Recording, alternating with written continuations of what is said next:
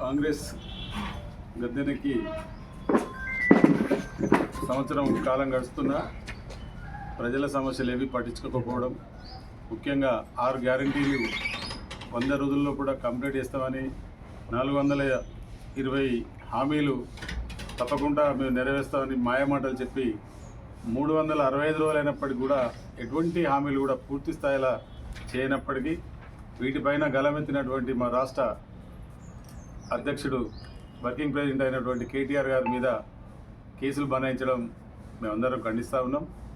వారు ప్రజా సమస్యల మీద పోరాటం చేస్తున్నందున రేవంత్ రెడ్డి ప్రభుత్వం కుట్రపూరితమైనటువంటి కేసులు బనాయించి వారిపైన అభియోగాలు చేస్తున్నటువంటి సందర్భాన్ని పురస్కరించుకొని ఈరోజు బీఆర్ఎస్ పార్టీ తరఫున మేమందరం కూడా ఖండిస్తూ ఉన్నాం.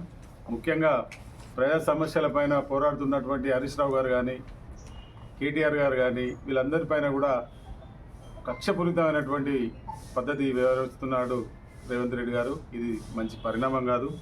అదేవిధంగా ఈ దేశంలోనే తెలంగాణకు 20 అవార్డులలో 19 అవార్డులు వచ్చినటువంటి సందర్భం. అంటే పనితీరును మెచ్చుకొని ఇప్పటి కేంద్ర ప్రభుత్వం అవార్డులు ప్రకటించిన సంగతి ప్రజలందరికీ తెలుసు. అయితే రైతులను ఈరోజు కేసీఆర్ గారు ఎలా గుర్తించి వారికి ఎంత ఉపయోగకరమైనటువంటి పనులు చేసిండో రైతులందరికీ తెలుసు. ఇప్పుడు రేవంత్ రెడ్డి గారి ప్రభుత్వం రైతులను లఘుచర్ల కాడ అరెస్ట్ చేయడమే కాకుండా వారిని బేడీలేసి హాస్పిటల్ పాలు తీసుకుపోయినటువంటి సందర్భం. ఇది నిజంగా కూడా శోచనీయం. రైతులను రాజు అనేటువంటి సందర్భం చేసినటువంటి కేసీఆర్ గారి ప్రభుత్వం ఎలా చేసింది, ఇప్పటి రేవంత్ రెడ్డి గారి ప్రభుత్వం రైతులను వారి భూములు లాక్కుంటామని చెప్పి ఒక పెద్ద వ్యూహం పొందితే అప్పుడు మేము రైతులు ఎవరికి కూడా భూములు అన్న ఒక్క మాటకే వాళ్ళందరినీ కూడా జైల్లో వేసి వాళ్ళందరినీ కూడా 35 రోజులుగా వాళ్ళకి నిన్నటి వరకు అంటే నిన్నటి రోజునే వాళ్ళకి బెయిల్ వచ్చింది. కాబట్టి ఈ రైతులను అంటే వారి స్వార్థపూరితమైనటువంటి ఉపేక్షించి వాళ్ళు స్వార్థంగా రైతులపైన కక్ష కట్టి కేసులు పెట్టిరు. ఏ ప్రభుత్వం కూడా ఇప్పటి వరకు బేడీలు సంఖ్యలేసినటువంటి సందర్భం లేదు.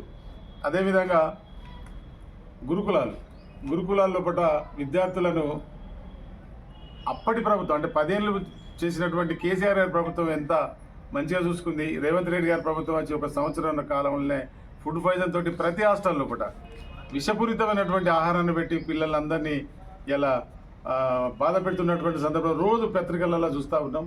కాబట్టి ఇట్లా చెప్పుకుంటూ పోతే ప్రతి ఒక్కటి కూడా ఈ రాష్ట్రం అస్తవ్యస్తమైనటువంటి పరిస్థితికి రేవంత్ రెడ్డి గారు తీసుకొచ్చారు. కాబట్టి ఇంకా దీనికి పైన బోనస్ అన్నట్టుగా వీళ్ళు సంబరాలు చేసుకుంటా ఉన్నారు. ఎక్కడిది నీకు సంబరాలు? ఏం చేసినావు అని సంబరాలు?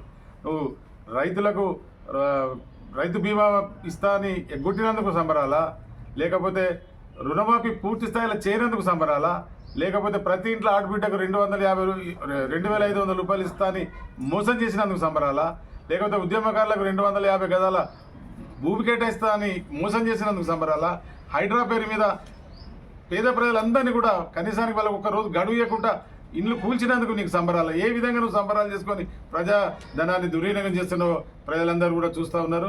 ముఖ్యంగా కేటీఆర్ గారి మీద పెట్టినటువంటి కేసును తెలంగాణ మొత్తం ప్రజలు ఖండిస్తూ ఉన్నారు. బేషరతుగా ఉపసంహరించుకోవాలని చెప్పి సందర్భంగా డిమాండ్ చేస్తున్నాం. జై తెలంగాణ, జై కేసీఆర్.